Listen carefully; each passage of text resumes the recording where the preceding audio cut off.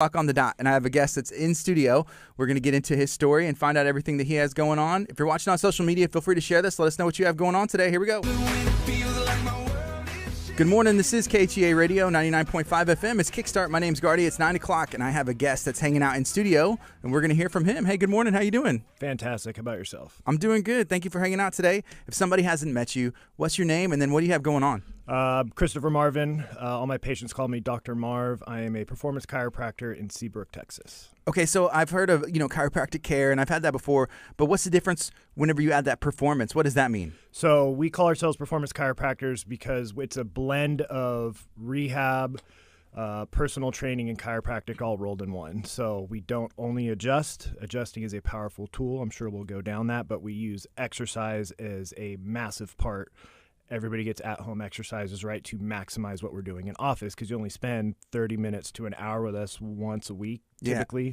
So giving you stuff to do at home that addresses the things we found causing pain, causing you some issues, just maximizes everything. So we focus on improving quality of life and performance. That's kind of like our tagline, so to speak. Yeah, and so who would be your clientele? Somebody's looking at your business. Who's the range of people that y'all be for? So we treat everything from professional athletes to weekend warriors, cyclists, rugby players, football players, high school athletes, right? Baseball season, everybody has elbow issues because they're throwing way too many pitches, stuff like that. We'll do pretty much anybody and everybody who... Everybody's an athlete, right? So your definition of an athlete changes. Some folks, it's literally, I want to come to you so I could pick up my children but not having back pain. That's an athlete to us because that is your event. So whatever your event is, that's person dependent. So if you like to do some sort of at-home care plan, then that's who we prefer, right? Because that's going to be part of the deal. But yeah, anybody and everybody. You mentioned baseball players. One thing that I've noticed, there's parents that there's travel baseball. Yeah. Year round, these kids, it used to be when I was a kid and I played baseball, I loved it, hey, in the fall or in the spring, and that was it. But these kids are playing, what kind of wear and tear does that put on a young person's body? So it was interesting. I should have looked up the stats before I came in. There was a study on NFL draft picks, different sport, but it makes a point. It was like 97% of all, that's a number off the top of my head, it's probably a little bit, makes a point. 97% all played multiple sports, right? Playing year-round creates wear and tear. The best way to burn out your child psychologically and physically is to have them play year-round. Now, that's not a popular message, especially because travel ball is such big money. But, yeah, we're treating elbow and shoulder complaints on a weekly basis based on literally they're just overthrowing. Mechanics aren't great. They're not getting great direction with strength training because strength training is massive. Mobility is kind of an issue, and they're just getting wear and tear stuff. So a lot of times they bring in their care programs, right? So after a game, kids are supposed to do stuff. Let's be real, not all kids do that. So we'll kind of revamp that, have a chat with them and their parent about, hey, statistically, if you want your child to succeed in this, they need to play at least 2 sports and take some time off because wear and tear is a real deal, especially when they're skeletally immature and still developing. Yeah. Okay. What is that? So skeletal, can you say that again? Yeah. So we're still growing even until our young 20s. Our skeleton is still developing. So say a kid, for instance, I had a kid come in last week. He's 11 years old. He's throwing way too much. He had elbow pain. They shut him down, which was great. He went back, one single pitching event, elbow pain came right back. So he's got something called Little League elbow, which is literally a named thing. So just essentially the growth plate on his elbow that he throws with is becoming really inflamed. If that is not addressed, it could potentially become detached a little bit, which creates its own sort of issues. Typically, it will resolve itself, but our job as performance chiropractors is to educate the kid and the parent, give them some at-home exercises, provide in-office treatment to make sure that doesn't happen and make sure that process is sped up. Okay. So he doesn't keep having elbow pain. He could go back to his favorite sport, which is baseball, but thankfully they also are going to have him play soccer, which I was like, great. I'm all for that, right? So multiple sports is how you get your kids to develop their athletics, their mindset, not get burnt out. And it actually, doing different sports will actually improve something called motor learning and motor control. So they get better at using their body in space, and there's carryover between all sports. Cool. Yeah. You talked about doing exercises, at home. Mm-hmm. Most of these people that come in, they're doing something that's caused that pain. So what's the solution? You strengthen the muscle around it, or like you said, just change and do something different? It's person dependent, but typically, I'm going to go on a little diatribe if you don't mind. So we look at the body as a whole for a reason. Somebody might have shoulder pain. We're going to look at everything. Why that matters. Our body alternates between mobile and stable joints through our whole body. So if you think about it, mobile ankles, stable knee, mobile hip, stable low back, that goes on throughout the entire body.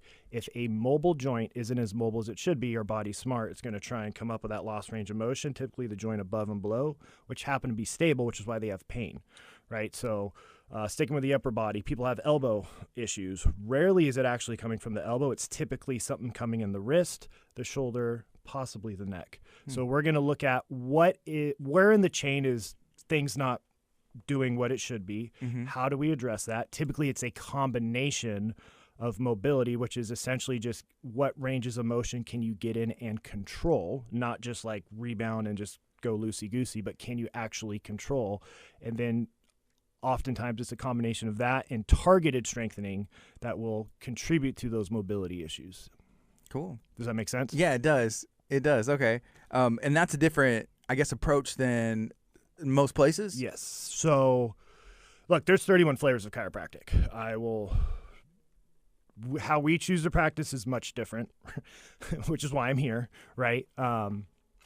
There's no one way that's the correct way. This is the way that my business partner and I have chosen to practice. This is what it aligns with us.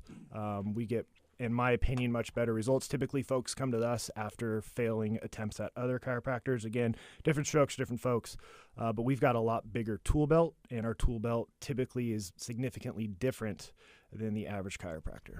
Okay, I want to get into your background, and I guess why did you start? And before we went on air, we were talking about some other things, but where do you see the most injuries? Is there? I know we've talked about baseball a lot but I think of like football and some of those collision sports. Where do you see them?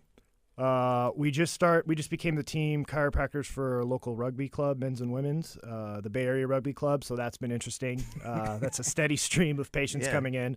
And it's also treating injuries and also preventing injuries. So every rugby player comes in, we strengthen their neck because we know if you strengthen your neck, your concussion risk goes down. So stuff like that, we could be proactive as well. We don't have to only be reactive.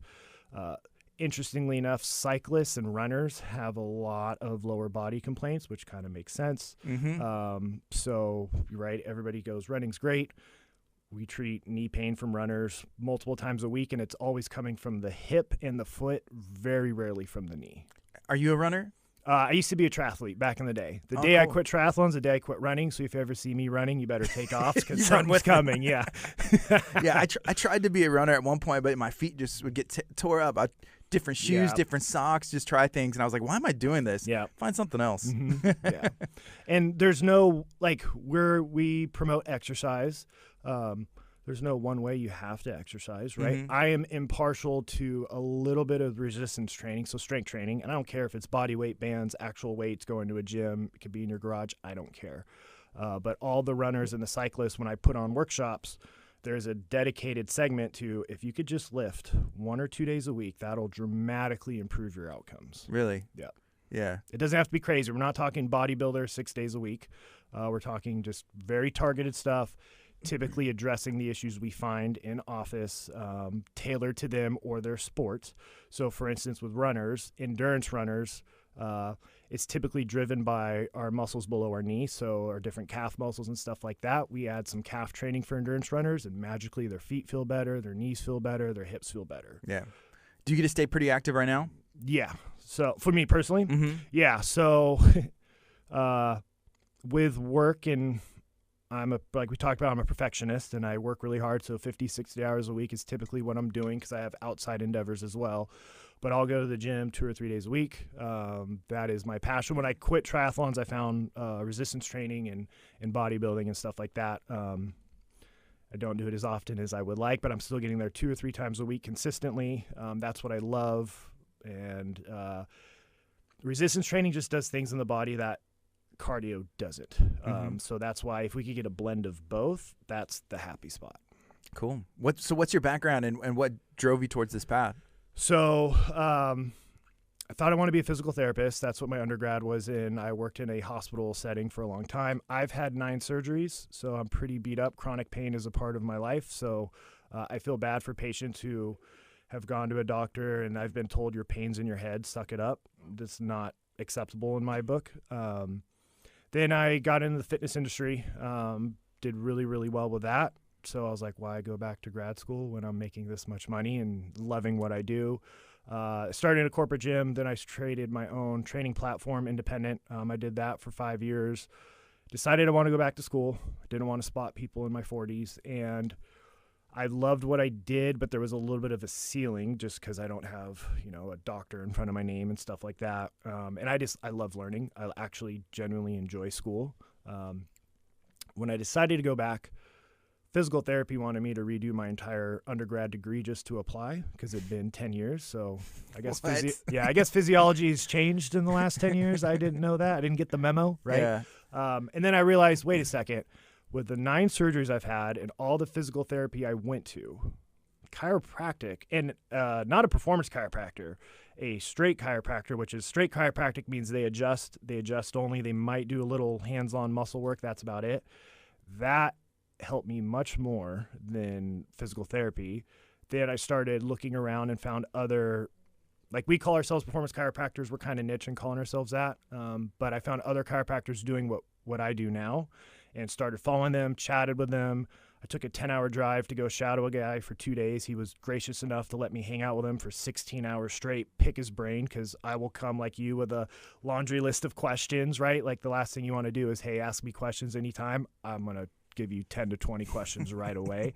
And I realized, holy smokes, like this is what I was meant to do. So with my physical therapy background, with well over 14 or 15 years between physical therapy and fitness, like I am very spoiled with my background. So this was just the logical next step. Yeah. Whenever you go in and reach out for help or find somebody who's doing something that you're interested in, were they pretty open? Yeah. I was shocked. And so that's what I try to do. So like a student, after I'm done here, I go work all day. A student's coming in just to hang out and shadow. So I'm always trying to do that. I hop on the phone with folks. I was in school during COVID, and because I couldn't shadow, it actually turned out to be the greatest thing ever. I then had Zoom calls and phone calls with podiatrists, physical therapists, chiropractors, sports chiros from all over the world, different countries, different states. So in my Rolodex, I have 40, 50 people. I could be like, hey, I need your input on something. So no matter what you do, I don't care if it doesn't have to be chiropractic, but if you're interested in something, reach out. Folks like to talk about themselves, and they typically will give you the good and the bad. So I had a really good idea of kind of what I wanted to do, how I wanted to do it, and then I got a lot of exposure to different fields, which helped me today. Yeah. So you're located 601 Kirby Drive in Seabrook, Texas. Yep. I like that community out there. How has it been for you? I love it. So I've been here since April. I absolutely love it because of the water. It's a little beach community. Yeah. It's nice. Everybody's very welcoming. Absolutely love it. So it is a dream scenario. The landmark I give everybody who's familiar with Seabrook is we're right next to the Bay Area Meat Market. You say that, everybody knows exactly where you are. We've got an awesome little place with 3 treatment rooms, a full rehab gym. We're probably going to expand that and tear down a wall in the near future to bring in more equipment so we could have one-stop shop for everything you need. Your clients, are they mainly from Seabrook, or they're coming from Houston, all over, huh? Right now, somebody's driving 1 hour to me because nobody else could figure them out. Yeah. So our job is to get people feeling and moving better as quickly as possible. Now, that does not mean pain is the worst outcome measure, which means the success of treatment, in my opinion, because pain either goes away very quickly and the issues still are there, or pain stays around a very long time. So we focus on how are you moving. We kind of educate the patient. Do you notice you don't have movement in this direction compared to this direction? Do you notice how you're a little weak here, right? So our job, though, is to get them moving better and feeling better after day 1. And then they don't come to us 3 times a week for the rest of their life or develop spine cancer, which is old school chiropractic. We don't do that. So typically the guy's driving an hour. He's coming in once every 2 weeks now after we got him in a good spot. We reassess everything, go over his exercise, progress it. This guy has new goals every month. People will drive a ways to us. I would say about half of our patients are from Seabrook. The other half are commuting to us. Okay. I want to ask you specifically about, I guess, two sports. So like combat sports. Yep. That's I've seen, places like yours, sports medicine Yep. and that they kind of focus on those guys. But as far as like jiu-jitsu and MMA, do you have any athletes like that, or do you see any of those injuries come in? Yeah, we're actually my business partner is treating a guy who his knees are pretty terrible. He's had like 9 surgeries on him, and we're trying to restore his range of motion in his knees because it's getting in his way of jiu-jitsu because he can only bend his knee 90 degrees. Kind of makes jiu-jitsu a little hard when you're doing, a chokehold. Yeah, change your game. You got to change it. Exactly. So, yeah, those are always fun. And again, a lot of it's also preventative. So strengthening the neck, we know if you a company came out with something called an iron neck. We have one of those in our office, but we give people at-home resistance bands, which that'll treat headaches alone. You don't need a chiropractic adjustment. It helps 100%. They go hand in hand. But strengthening the neck does a lot of cool things. It'll reduce headaches, it'll reduce neck pain, but it also will prevent concussion risk. So if we could get their neck stronger, if you think about it, you could control your head when you're getting slammed or whatever and kind of resist that rotation, which will cause a concussion. So we could be very preventative, proactive as well. Okay, awesome. If you're just joining us, I'm talking to Dr. Marv. He's with Coastal Performance Chiropractic. You mentioned that you have a partner in business. Do y'all kind of do the same thing? Does he specialize in different things, or what's his background? So I'm very blessed and spoiled that my business partner and I align a lot. He comes from a human performance world, sports medicine world. He teaches at the local chiropractic school. He travels and teaches sports medicine worldwide. He went to like the World Games. He's gone to the Olympics, stuff like that. So he and I really align on how we treat, how we do exercise. We're not a carbon copy of each other, which you never should be. Otherwise, it's an echo chamber. But we completely agree on 90% of stuff. And that 10% is great debates and fun dialogue. I don't think you should ever agree with anybody 100% personally, because you're in an echo chamber and there's not that critical thinking and critical thought going around. So I'm very blessed that he and I met him through one of those phone calls during the lockdowns. And then he and I stayed in contact. I took his sports medicine course. It was spectacular. He and I hit it off immediately. Our conversations went really deep, really quickly. And it became very apparent that I was meant to meet him through the lockdowns, right? God always has a plan. So the plan from above was for that to happen so I could meet him to then decide it's time to move and make this move and go there. And I haven't looked back, and it's been absolutely spectacular. So was he in this area? Yes. Okay. Yeah. Very cool. And you mentioned that you're not originally from here. No. Where are you from? From that state that everybody hates. I try not to let people know. I'm from California, so I just escaped. Fiance is from Arlington, so like I was telling you, it's safe to say I've been to Texas quite a few times. She's happy to be back.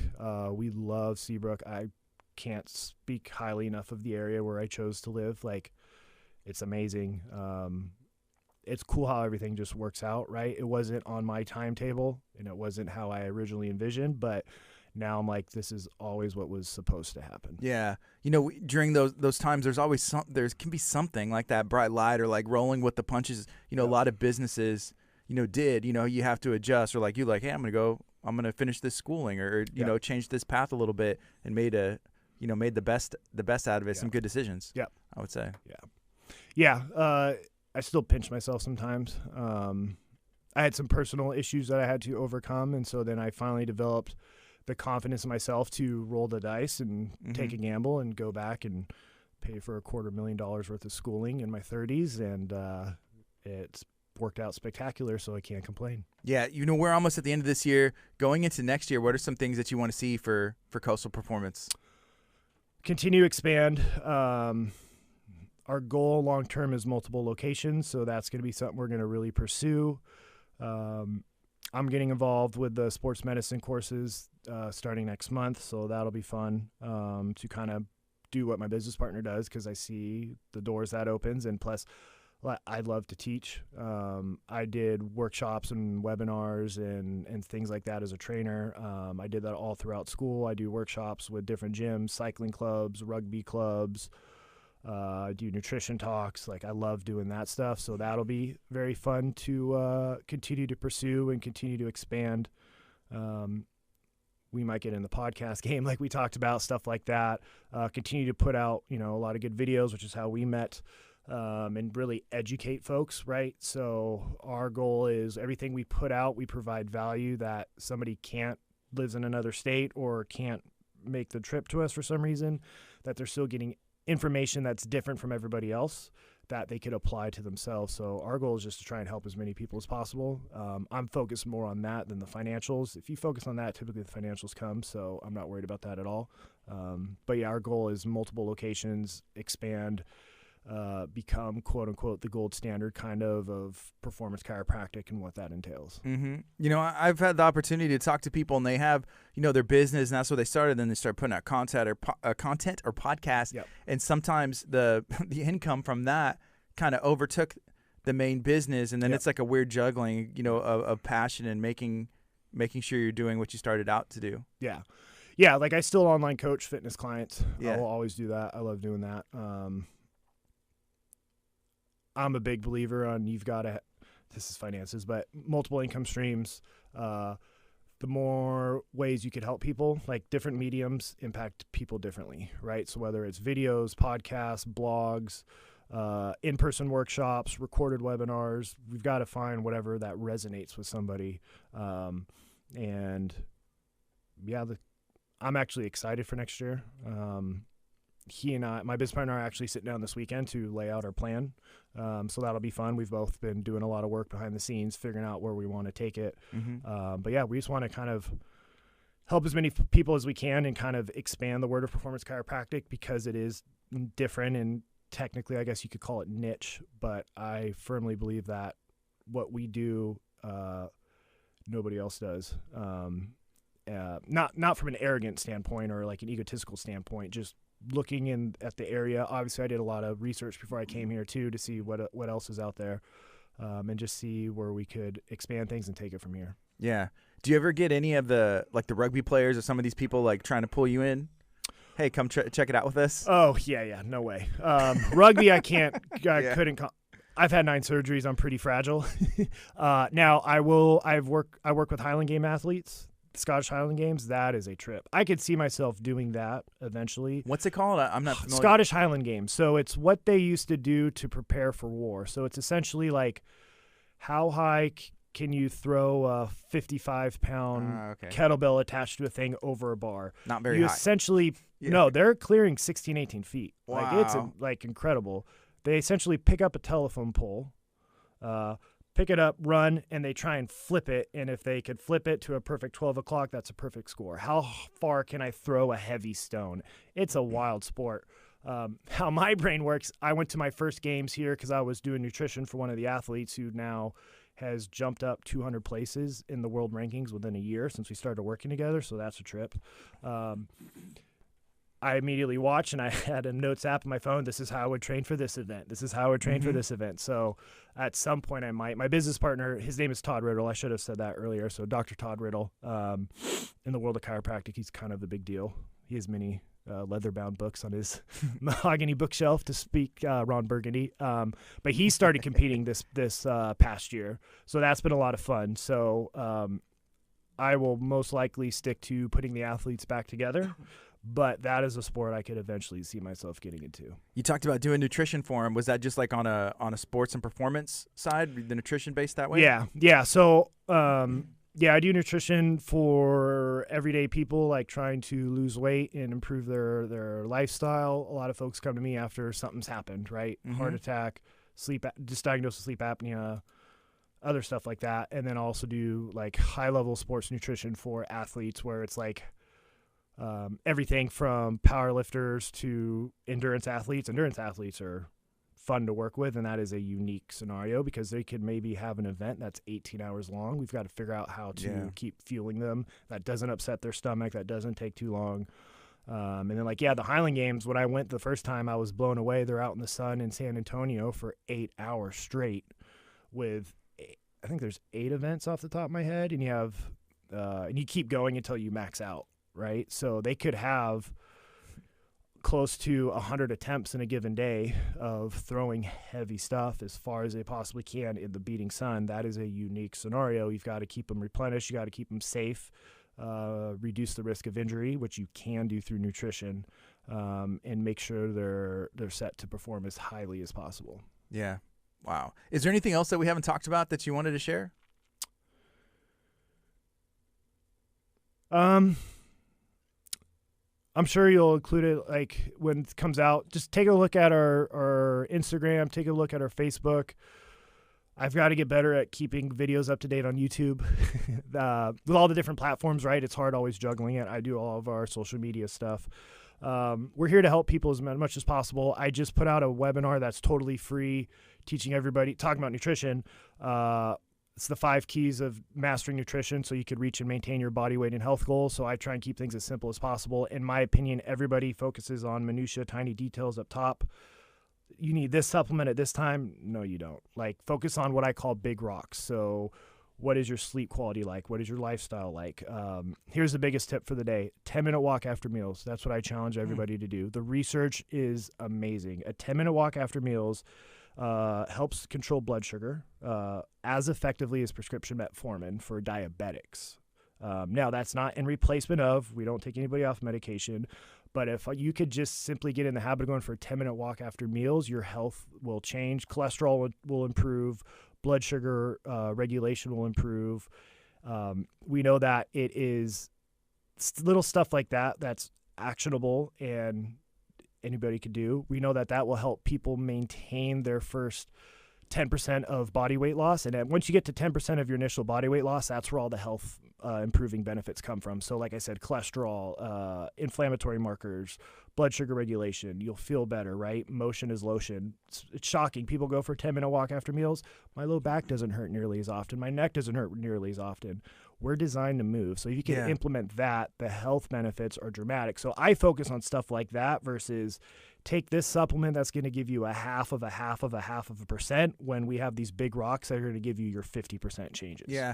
You know, taking that walk, is that just, is it the exercise aspect or does it have to do with digestion? It's the blood flow. So like, for instance, one of my nutrition patients through the practice, he ain't going to do it. He hates doing it. He's a teenager, but he'll play virtual reality boxing after meals. There we go. I just want blood flow, especially with it being a little chilly outside. Mm-hmm. Might not be ideal. Granted, thank God it's gotten a little warmer these last couple of days. Yeah. That was a rude awakening for me. I think that's the coldest temperature I've been in my entire life, full stop.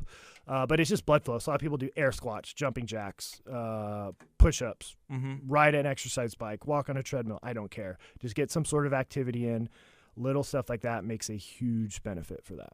Awesome. Yeah. Okay, somebody wants to check you out. Again, what's your website or how can they find you on social media? So website's coastalperformancechiro.com. All of our tags on social media is at Coastal Performance Chiro. We put out weekly videos. We've done a few blogs that we're going to start ramping up. Like I said, we have a YouTube. I've got to get better at putting videos out, which I will. We have a small TikTok, same thing. Instagram and Facebook is where we put out the vast majority of our content. Reach out to us, send us an email. Anything like that will help out. We're just love to chat. We offer free phone consultations to see if we're a good fit for each other, right? And if we're not, we'll try and put you in touch with the people who are. Thank you so much for hanging out today. I appreciate you. Thank you very much for having me. It was a pleasure. This is KHEA Radio, 99.5 FM.